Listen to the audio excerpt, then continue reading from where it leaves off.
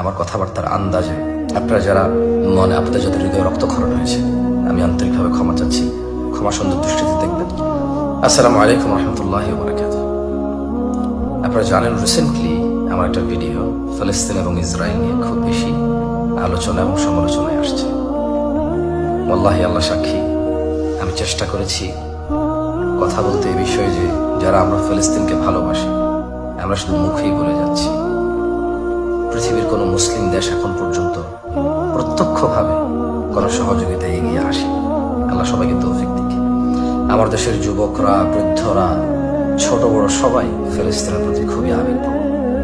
আমি হয়তো চেষ্টা করেছি বলতে যে আমরা যদি আল্লাহর প্রতি ঈমান ও তাকওয়া বৃদ্ধি করে দোয়া করি, ফিলিস্তিনিদের অনেক বেশি উপকারে আসবে।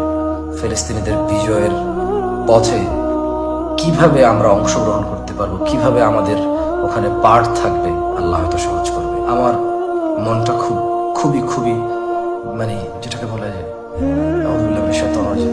মানে অস্থির হয়ে যায় আমার হৃদয়। কেন এমন হচ্ছে? আমরা এতজন আছি, তাহলে কেন আমার ভাইরা মুক্ত হচ্ছে না?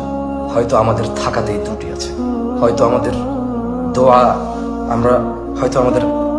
আমি চাইছি যে আমাদের সেই যুবকদেরকে বলতে যে আমরা যদি নিজেদের ঈমান ও আখলাক তাকওয়া বেটার কন্ডিশনে নিয়ে যাই, হয়তো যেভাবে ফিলিস্তিন স্বাধীন হবে সেই পথ হয়তো আমাদের সামনে আসবে। আমরা হয়তো ওখানে অংশগ্রহণের সুযোগ আল্লাহ আমাদেরকে করে দেবে। তবে এটা ঠিক যে আমার 19 মিনিটের লাইভে র্যান্ডমলি এলোমেলো কিছু কথা হয়েছে। এটা আমার অনাকাঙ্ক্ষিতভাবে হয়েছে। ফিলিস্তিন জিতবে, এটা আপনি আমরা সবাই জানি। রাসূলুল্লাহ সাল্লাল্লাহু আলাইহি সাল্লাম বলেছে ফিলিস্তিন মুক্ত হবে, স্বাধীন হবে। এটাই সত্য। আমি এটার উপরে ঈমান রাখি। আমি ফিলিস্তিনিদেরকে তুচ্ছ করে বলতে চাইনি।